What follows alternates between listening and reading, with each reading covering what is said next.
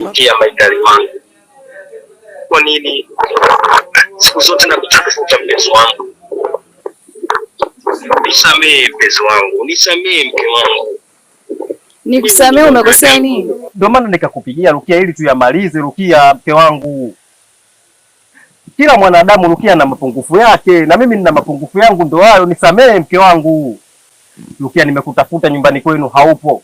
Sikuishia hapo Rukia, nikaenda mpaka kwa rafiki yako vile vile, haupo mke wangu. Nahitaji nikuone hata mara moja basi, nisikie hata sauti yako. Uko wapi Rukia? Kwa hiyo umenipigia simu ili unieleze hizo porojo zako, si ndio? Rukia, sikia nikwambie.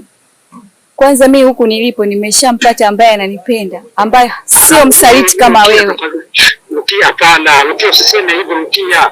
Rukia, na maana kwa vitu hivyo Rukia. Asa vitu na mtu mwingine Rukia. So yani sio tayari na mtu mwingine. Hapa nilipo nina mtu mwingine. Tena naomba usinipigie simu.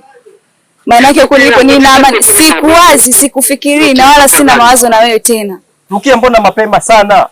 Rukia, nisikilize nikwambie kitu kimoja. Nafikiri hii namba kuwa hewani ndio inakupa kiburi, inakupa jeuri ili unipigie uanze kunielezea wa ujinga wako, si ndio? Kuanzia leo ndio mwisho wako kunipata, na badilisha na namba.